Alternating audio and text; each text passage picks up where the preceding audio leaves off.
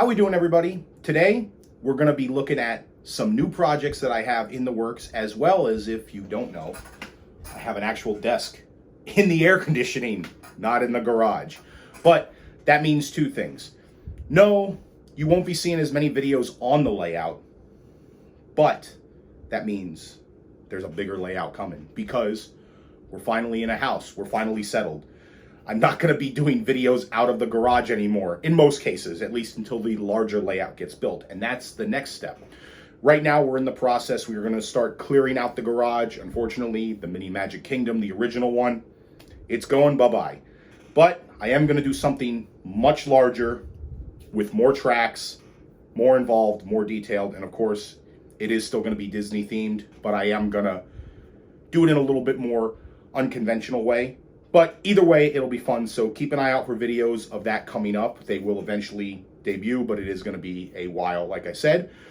But in the meantime, I'm going to go over some of the projects that I have finished, am currently working on, as well as some customers' projects, and I will show you guys around the new office/man cave. So where do I start? Well, the first thing I'm going to start with is, if you guys saw a while ago, I started on a Euro Disneyland Railroad locomotive, the number 2, the CK Holliday. And it kind of fell off the map for a little while because of us moving and things like that, and it never got done. So finally, I caught up with enough of my projects that I could start to work on it here and there for myself. And it's, I want to say, about 97, 98% done. It's pretty much almost there. And I just wanted to show you guys it. So now, this is it. This is the Euro Disneyland Railroad, the number 2 CK Holliday. Now, if you hear the name CK Holliday and you're like, wait, what the heck is that? CK Holliday's in Disneyland out in Anaheim, California. You're not wrong. But when these trains were built for Disneyland Paris and they decided they want a steam railroad to go around the park, they used the blueprints, to my knowledge, of the original 5/8 scale CK Holliday and EP Ripley locomotives from Disneyland, from Retlaw Enterprises. Now, if you guys don't know what Retlaw is Walter spelled backwards. And that was his personal company that pretty much ran the railroad in Disneyland. So he had full controlling assets over the railroad and the trains, as well as the monorail and the steamboat.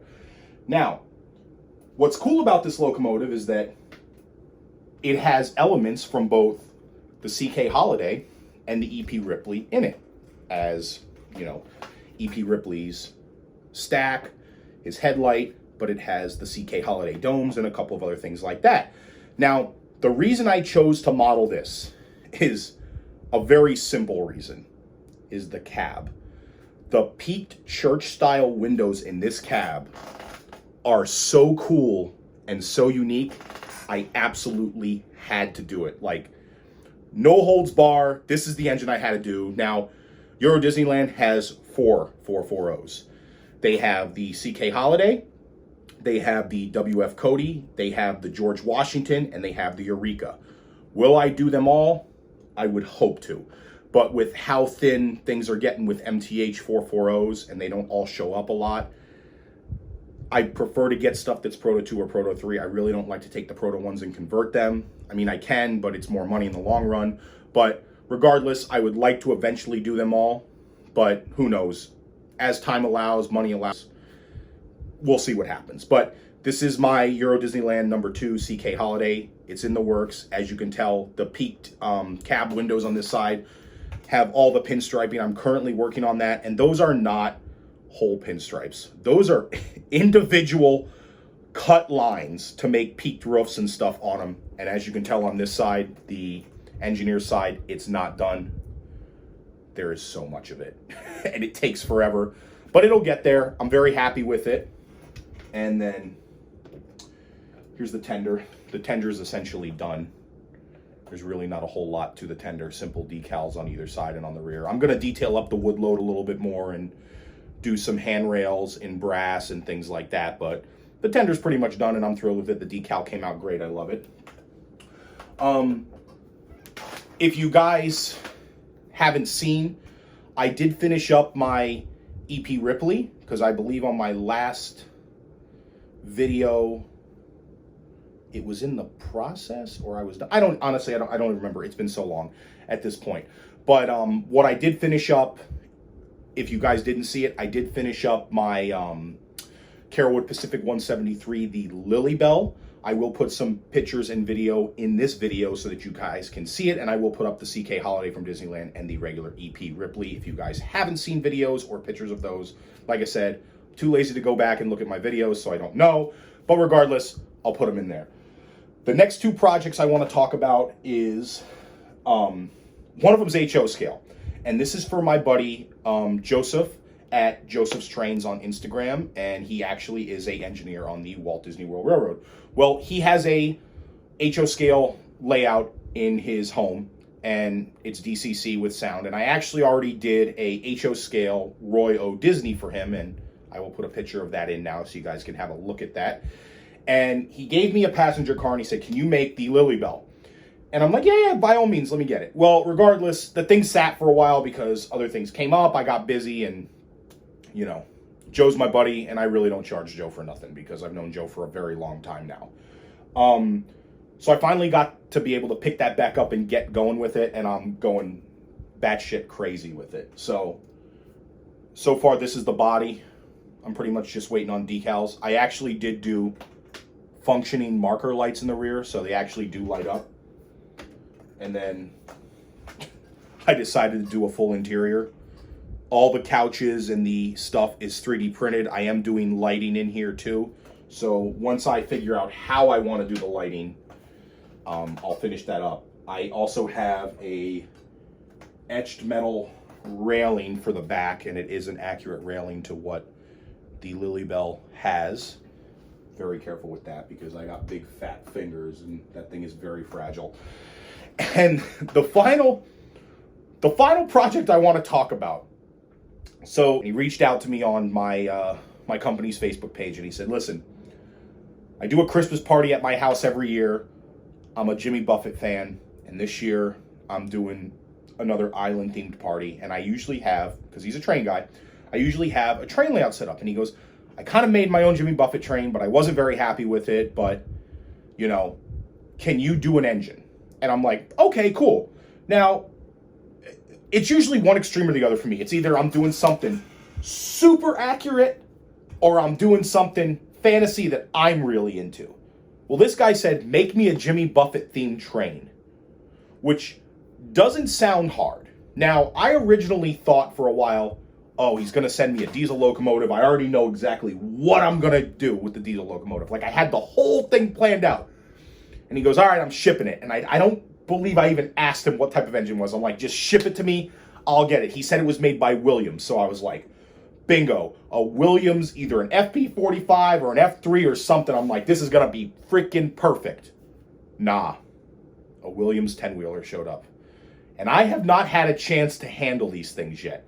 Now, the thing runs like a Swiss watch. It runs so good, it sounds really well, and for the money, you can't beat those Williams models. But how in God's name was I going to turn a steam locomotive into something Jimmy Buffett themed? And it took me, I think, almost 2 months to try and figure this out. I must have painted the locomotive, not fully, but just like boiler colors to try and see what I wanted to do. I think 4 times. I've sandblasted it clean 4 times. And I finally have settled on what I'm going to do. And right now, it's in the rough. Nothing's fully done. But I'm going to show you guys what I have so far. And like I said, I have a lot more to add to this. He said in November is his deadline, so I'm obviously going to try and get it out before there. But the wheels are turning for sure now, and they're moving faster. I actually just finished 3D printing 2 more parts for it. I actually have to take them off the printer and clean them and start painting them. But the 2 big important pieces are pretty much finished. I just have a lot more little detail work to do, but that'll go by pretty quick because it doesn't take very long. It's just a matter of how I want to do it. But here's the locomotive so far. So it's light sea blue with the dark gray smoke box, and I have sand all along the running boards. Now, the cab is actually sheeted with individual strips of balsa.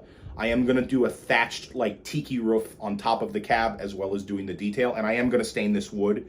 It is not staying like this by any means. It's going to be like a darker, more rustic one. The sand dome and the steam dome, I actually was was kind of debating on what to do with these for quite a while, and I finally settled on, you know, what do you lose in Margaritaville besides a flip-flop? A shaker of salt, right? So these are going to be salt shakers. They're going to be white, and this is actually a chromed top, so it is going to look like a stainless steel or a chrome salt shaker top. And like I said, sand on the running boards and things like that. I am going to obviously add more little things to this. It's not done, but this, you guys get the idea. The tender is going to be my favorite part. So the tender is straight up white. And why is it straight up white? Well, because I'm an aviation guy and I like airplanes too. Jimmy Buffett has this aircraft called the Hemisphere Dancer, and it's a Grumman.